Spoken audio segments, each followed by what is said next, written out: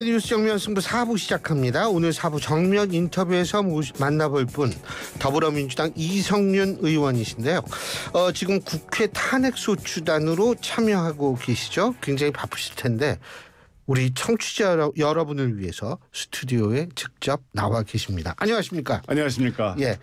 늦었지만 새해 인사드리겠습니다. 아, 그럼요. 새해 복 많이 받으십시오. 그럼요.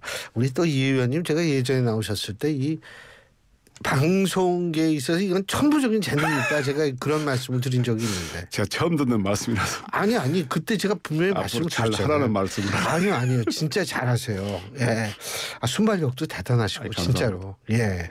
요새 아이고 무슨 말씀. 요새 바쁘시죠? 예, 이번 주는 그 화요일 내일 또 가지만 오늘 또 감사원장 탄핵 때문에 헌재 갔다 왔습니다. 이번 주는 3일간 헌재를 가게 됐습니다. 그러면은 감사원장 탄핵 문제 또 뭐 있어요? 그 윤석열 대통령 탄핵 심판 또. 예. 그러니까 5월 화, 수, 목을 가는 거죠. 아, 근데 그거 오래 하던데. 오래 합니다. 그 심리 시간이 길더라고요. 예, 어제는 10시간 했습니다. 그럼 10시간 동안 계시는 거예요? 예, 거기에 있었습니다. 지역구 관리는 어떻게 하십니까?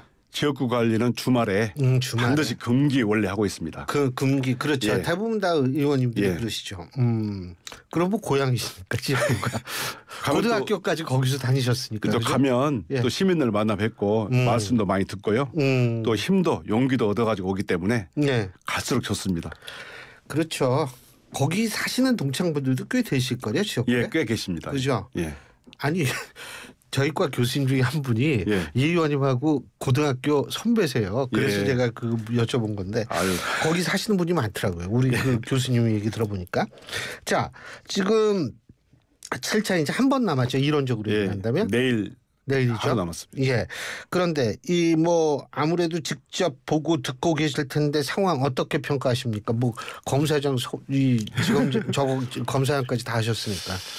제가 내린 결론은 윤석열 파면은 시간 문제다 이렇게 봅니다. 왜냐하면 첫 번째 일회기일 때 윤석열이 나왔는데 그때 재판장이 물었습니다. 두 가지를 물었어요. 하나는 국가 비상입법기구를 만들라고 했냐. 두 번째 사령관들한테 의원들을 빼내라고 지시를 했냐. 두 가지를 물어보는데 재판관이 그 물었다는 얘기는 평일을 거쳐서 나온 질문입니다. 이 두 가지를 신문하겠다는 거거든요. 이게 탄핵 이 비상계엄이 헌법상 전시사변 비상사태가 아니라는 건 명백하잖아요.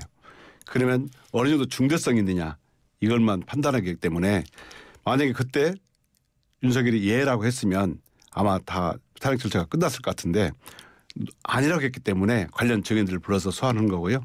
아마 내일 증인들을 불러서 신문하고 증인은 더 이상 없을 것 같고요. 한 번 정도 그 박근혜 재판에 같이 비교해 보면 다음 주 화요일쯤이나 한번 신문 최종 변론을 하고 아마 선고하지 않을까 이렇게 생각합니다. 근데 이게 일단은 제가 좀 궁금한 게 이상미 전 행안 장관은 언론사에 대한 단전 단수 없었다라고 얘기를 했고요. 윤 대통령도 나도 지시 안 했다 이렇게 얘기를 하는데 중요한 건 이상민 전 장관은 근데 무슨 책상 위에 있는 쪽지는 봤다. 단전 단수라고 돼 있는 거. 이렇다는 건데 이거는 어떻게 좀 평가가 될 것 같으세요? 그 재판장이 듣기에 이렇게 생각할 것 같아요. 아유, 나 정말 이 윤석열 대통령 앞에서 지원 혼란이 죽겠습니다. 저도 좀 봐주세요라고 하면서 하는 것 같은데요.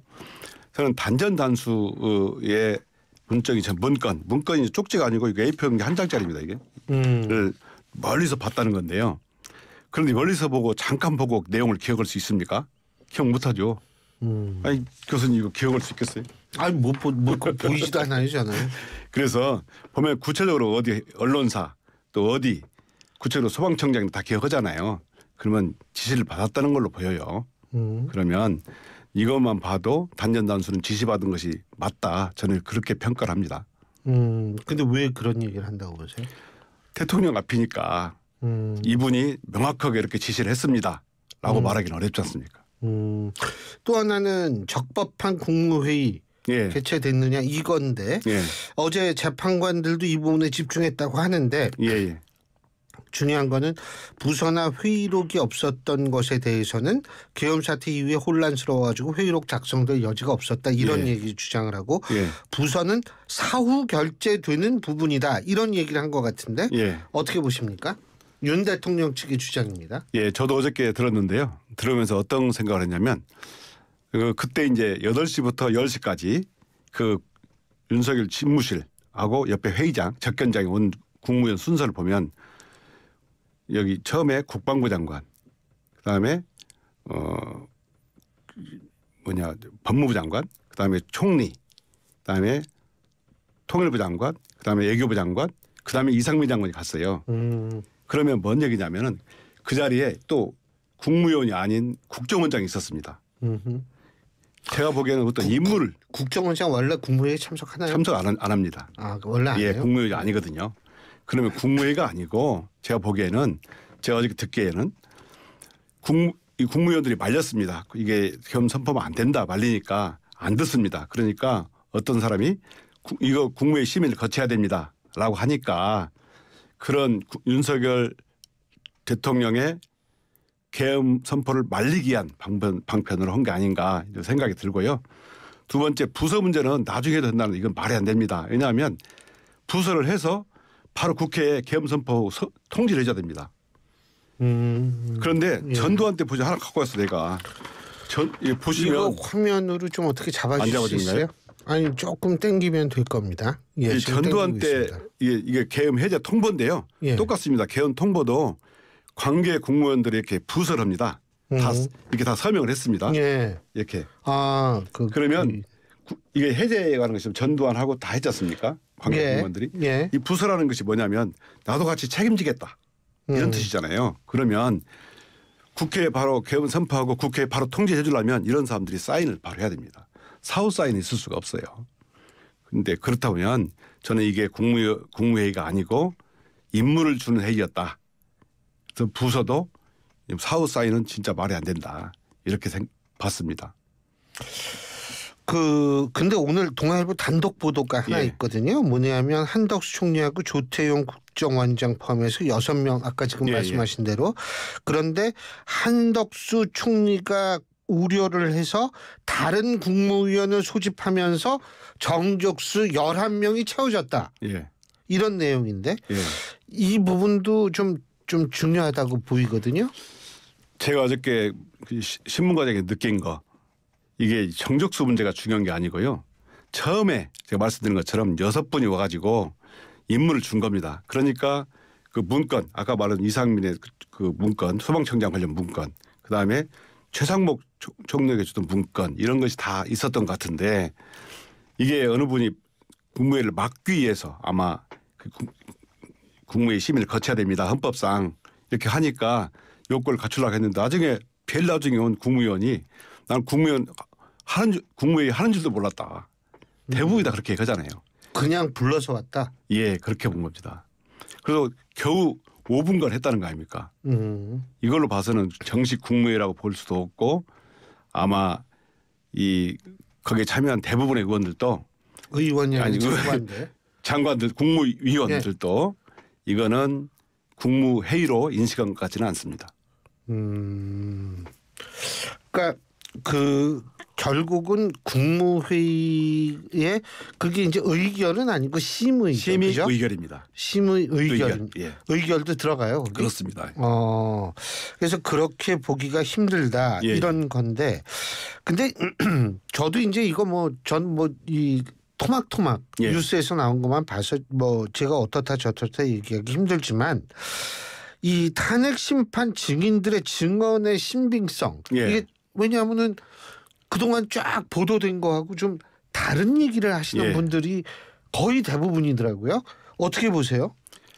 이 형사재판하고 탄핵재판은 엄연히 다르거든요. 그렇기 때문에 이분들이 탄핵재판은 탄핵 대상자인 윤석열 대통령을 파면하느냐 안 하느냐 말하면 징계재판입니다. 징계를 하느냐 마느냐 이건데 실제 형사재판은 자기가 직접적으로 징역형을 받느냐 사형 무기 5년 이상의 징역을 받느냐 안 받느냐 문제이기 때문에 거기에서는 진술 거부권이 있습니다. 그렇기 때문에 이분들이 헌재 재판장이 나와서는 또 사실대로 진술을 거부할 수밖에 없어요.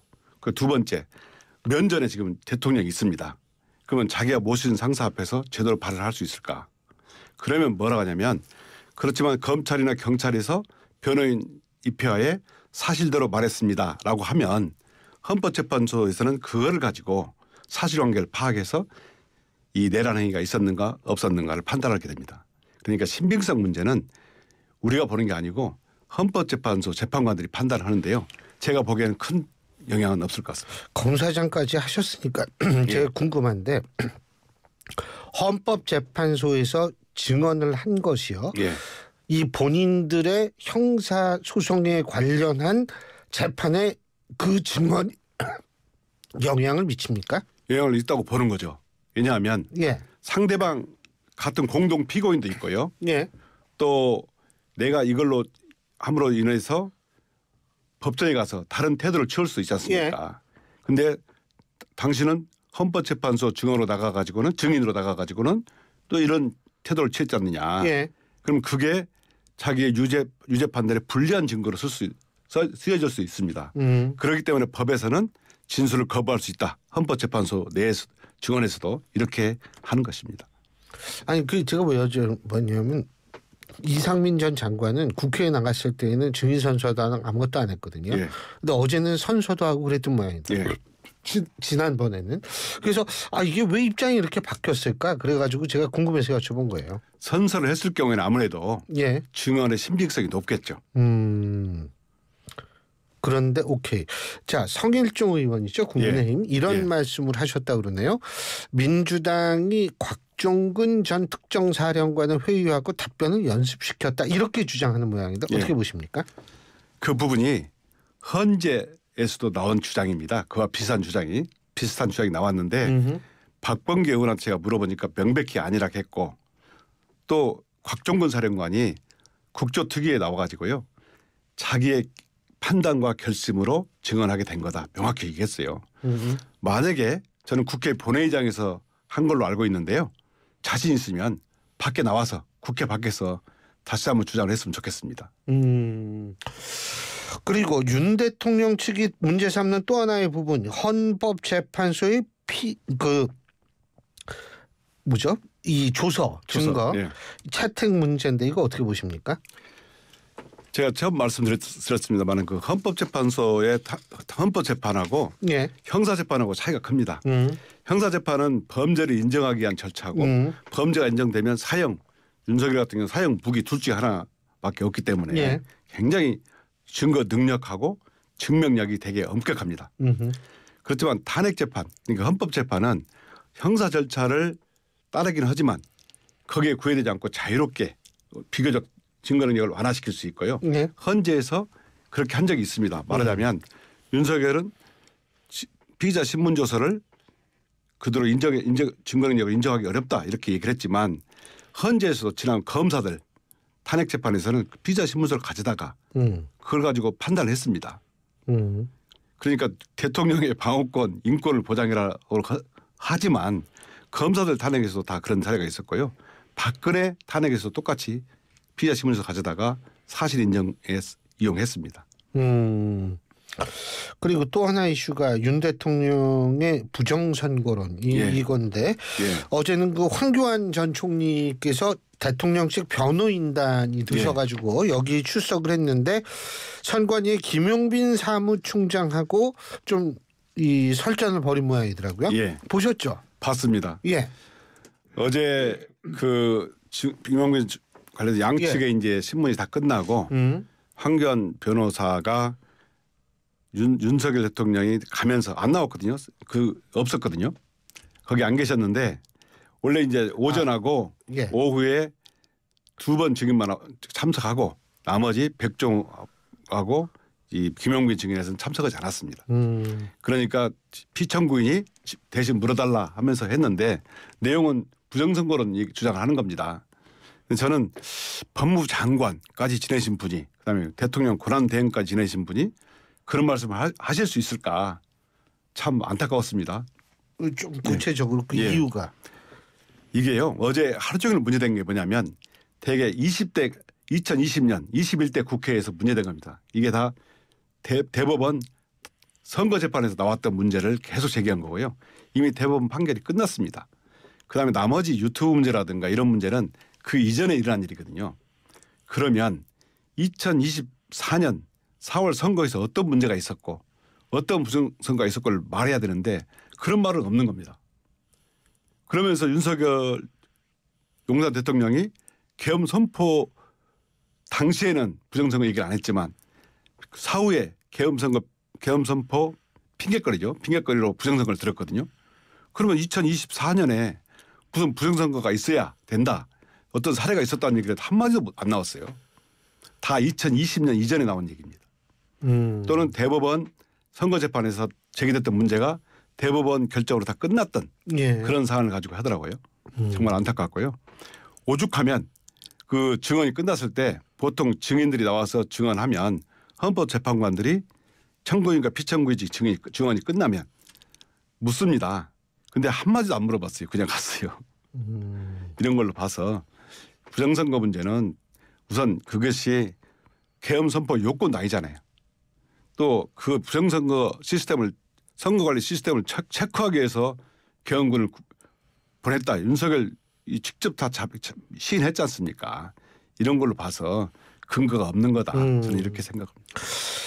그 황교안 전 총리 저희가 얼마 전에 모셨는데 만일 또 하실 말씀이 있으시면 저희 제작진한테 연락을 주시면 저희가 언제든지 입장을 또 한번 들어보도록 하겠습니다. 근데 이제 내일이라고 그랬죠? 8차 변론. 8차. 내일이죠. 내일은 누구 나와요? 내일은 증인이 지금 다 나올지 모르겠지만 오전에 누구죠? 갑자기 생각 안 나요. 괜찮아요. 다 나올지 모르겠지만이라고 지금 말씀하셨는데 저희 경찰청 그 청장 조지호 청장은 불출석 사유서를 냈고요. 사유서 내면 국회하고 똑같네요. 국회에서도 증인 출석했는데 불출석하면 안 나가잖아요. 조지호 청장은 사유서를 내신 것 같고요. 그걸 불출석할 것 같고요. 나머지 이제 서울청장하고 증인 한 분이 더 계십니다. 두 분밖에 없군요. 두 분 내지 세 분. 두 분 내지 세 분. 그 조태용, 김봉식, 조성현 뭐 이런 분들이 내일 나올 거라고 우리 박지혜 PD가 지금 여기 이렇게 적어줬습니다. 조태용 맞습니다. 김봉식. 조성현 세 분 나옵니다. 맞습니다. 순발력이 뛰어나요. 우리 박지혜 PD가. 저도 적어왔습니다. 그거 어떻게 다 기억하시겠어요? 아니 제가 알고 있었는데 일주일에 3번. 갑자기 질문이 훅 들어오니까 제가 기억을 못했습니다. 죄송합니다. 이런 게 이제 방송에서 가장 필수적인 이 순발력이라고 얘기할 수 있죠. 진짜 순발력 있게 잘 대응하신 겁니다. 그리고 솔직히 나이 먹으면 깜빡깜빡할 때도 있잖아요. 죄송합니다. 별 말씀을 전 더해요. 아니 진짜. 교수님도 그렇습니까? 전 더해요. 저희 와이프하고 이렇게 영화 보다가 저 배우 보잖아요. 그 OTT 드라마 저 사람 이름이 뭐지? 그러면 이제 우리 와이프가 이제 기억력을 위해서 안 찾아봅니다. 끝까지 생각해내려고 노력합니다. 이러면서 삽니다. 저는 그래도 신율 교수님은 잊어먹은 적이 없습니다. 이 방송에서 사회생활까지 또 이렇게 해주셔가지고 진짜. 근데 또 하나는 이제 지금 그래서 2말 3초 얘기가 나오거든요. 지금 탄핵 심판 그 이제 최종으로 결정나는 것 그거 언제라고 보세요? 제가 처음에 말씀드린 것처럼 그 내일 물론 내일 가봐야 알겠지만 더 이상 채택된 증인이 없습니다. 한독수하고 이경민 그분은 다 두 분은 기각됐고요. 더 이상 증인이 없기 때문에 증인 신문은 내일 끝날 걸로 보면 더 이상 심리가 없을 것 같고요. 다만 다음 주에 박근혜 대통령 사례를 보면 최후 변론을 기회를 한번 잡고 그 한 2주 후에 선고할 것 같습니다. 최후 변론이면 이제 윤석열 대통령이 직접 자기의 입장을 얘기를 하는 겁니다. 청구인 측에서 입장 발표하고 입장 얘기하고 피청구인 측 윤석열 대통령 측에서 입장 발표하고 이렇게 하고 결심이 끝나고 그걸 한 2주 정도 걸쳐서 선고를 할 것 같습니다. 그러면 2말 3초. 윤석열 대통령 측은 근데 이게 왜 이렇게 서두르냐 이런 입장이잖아요. 속도전이다 뭐 이런 식으로 얘기를 하는데. 제가 보기에는요. 그 박근혜 대통령은 92일 걸렸고 노무현 대통령 60일 걸렸습니다. 그런데 박근혜 대통령 탄핵 사건에서는 쟁점이 많았어요. 뇌물이냐 아니냐. 또 뭐 직권남용이 되느냐 안 되느냐 많았는데 이거는 전 국민들이 다 생중계로 봤고요. 또 생중계로 봤다는 건 그 계엄당에는 예, 국회에 예. 막 진입하고 이거죠. 증거가 넘치고요. 예. 그다음에 단순합니다. 내란 행위가 되느냐 안 되느냐. 예. 이게 계엄 선포 요건이 안 된다는 건 누구나 다 알지 않습니까? 전시사변 국가 비상태가 아니라는 것을 알기 때문에 이게 과연 내란이 되느냐 안 되느냐 이것만 판단하면 되기 때문에 아주 주제가 단순합니다. 그렇기 때문에 간단하고 단순하기 때문에 심판도 빨리 간다고 저는 봅니다. 그 뭐 근데 일부 그 판검사분들 법조인들은 예. 좀 이런 문제에 지적을 하시는 분들도 있는 예. 것 같더라고요. 예. 그 제가 뭐 구체적으로 여기서 얘기를 하긴 좀 뭐합니다만 근데 어쨌든 그렇다 이런 말씀이신데 또 하나는 마은혁 헌법재판관 후보자 임명 문제인데요. 예. 이게 이제 이 뭐냐면 한덕수 이 권한대행의 탄핵보다 이게 먼저 해야 되느냐 뭐 이런 얘기 나오는데 어떻게 보세요? 이게 어떤 재판이나 사건이나 이런 예. 마찬가지지만 사건의 성격상 다릅니다. 이게 권한쟁의 심판은 빨리 결정해야 한다고 생각하면 빨리 할 수 있는 거고요. 네. 지금 말씀하신 것은 예를 들어서 먼저 사건이 왔기 때문에 먼저 재판을 해야 한다고 그럴 것 같으면 윤석열 탄핵 사건은 한참 뒤에 해야겠죠.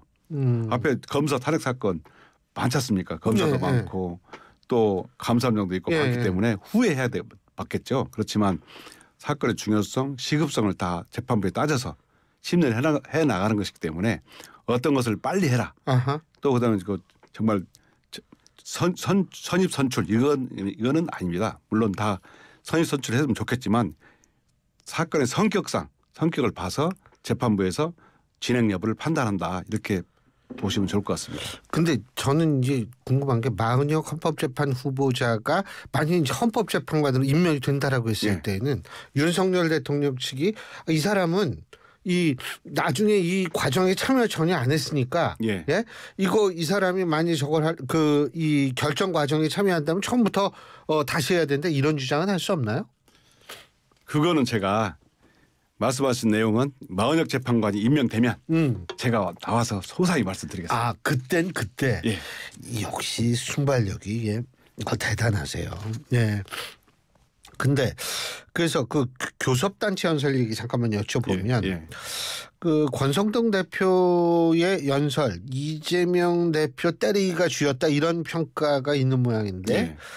더불어민주당은 당연히 그렇게 생각하겠죠. 뭐. 저도 그렇게 생각합니다. 이 얘기를 여쭤보면서 내가 지금 이걸 왜 여쭤보지 이런 생각을 했어요. 그 며칠 전에 권성동 원내대표가 그 면회를 갔다 왔지 않습니까? 네. 윤석열 대통령. 저는 거기 가서 구슬로 연설문을 받아왔나? 이렇게 생각이 들 정도로 너무 똑같더라고요. 근데 뭐 사실 그 이재명 대표도 이제 사실은 여러 가지 준비를 하는 것 같다는 예. 가시적인 그러니까 그 중에서 이제 가장 눈에 띄는 부분이 원래 대선 후보들이 이제 많이 조기 대선이 있다라고 가정을 그렇게 생각을 해서 그렇다라는 추론이 가능한 것이 뭐 전기 내고 이렇지 않습니까? 문재인 전 대통령도 운명 뭐 이런 거 내고 그랬는데 이재명 대표도 그런 거 낸 전기 이번에 발견한다고 그러더라고요. 아 그렇습니까? 아 그거 저보다 어떻게 소식이? 저 이재명 대표님 우리 당 대표님이고 되게 존경하고 저도 몰랐는데요. 열심히 일하시는데요. 아까 기자가 예. 저한테 멘트 따려고 전화를 해가지고 예. 저한테 그걸 물어봐서 저도 그때 알게 된 건데. 근데 어쨌든 뭐 지금 이재명 대표에 대해서 또 이렇게 그 비판을 주로 한다, 예. 때리기를 한다. 이것도 결국은 사실은 이게 뭐 이 여당으로서 그럴 수 있다라는 것도 있지만 또 야당의 유력 대권 후보기 때문에 그렇지 않나라는 해석도 가능한데 가장 중요한 부분 중에 하나가 저는 2030 청년층의 민심 이건 것 같은데 이재명 대표 연설 중에 주 4일째 정년 연장 논의 제안도 그렇고 또 2030 TF도 만든다고 그러더라고요. 근데 이거 어떻게 보세요? 2030이든 뭐 3040이든 뭐 5060이든 7080이든 같은 국민으로서 우리 민주당이 꼭 안아야 할 국민입니다. 저는 그렇게 생각하고요. 지금은 정말 제가 주 3일 헌법재판소 갔다 오고 했지 않습니까? 이 상황이 되게 내란이 진행 중이고 내란을 극복해야 할 비상한 상황이거든요. 저는 여기에 집중해야 한다고 생각합니다. 근데 그 민주당 교육연수원장 이분 예. 사퇴하셨죠. 전남대 철학과 교수시고. 근데 이분 사퇴하셨는데 이분의 발언은 어떻게 평가하십니까? 그분 발언이 책임을 지고 사퇴하신 것이라고 제가 보고요. 예. 이재명 대표도 그걸 수리를 했죠. 제가 어쨌든 됐든 간에 2030도 같은 국민이고 우리 민주당이 포용해야 할 국민입니다. 예. 그렇기 때문에 함께 포용하면서 같이 가는 게 아하. 옳은 방향이다 이렇게 생각합니다. 간단하게 하나 더요. 이재명 대표가 유튜브에서 국민의힘 의원들하고 술 한잔하고 싶은데 내 전화 안 받더라. 예. 이런 얘기를 했습니다. 예. 어떻게 보십니까? 그 국회에 가면요. 의원회관 지하에 목욕탕이 있습니다. 예. 의원들 바쁘니까 아시죠? 얘기 들었어요. 이게 여야가 함께 쓰는 여야 공동 목욕탕입니다. 예. 여야 공동탕인데 저도 아침마다 갑니다. 예. 그러면 같은 탕 속에 같은 여야 의원들이 있어도 대화를 잘 않더라고요. 예민하기도 하고. 옛날에는 안 예. 그랬는데. 예. 예. 참 안타까운데요. 예. 국민을 위해서 예. 머리를 맞대고 서로 상의도 하고 좀 대화도 했으면 좋겠습니다. 알겠습니다. 아유 좀 그래야죠. 예. 진짜로. 오늘 말씀 여기까지 듣죠. 고맙습니다. 아유 감사합니다. 예. 지금까지 더불어민주당 이성윤 의원이었습니다.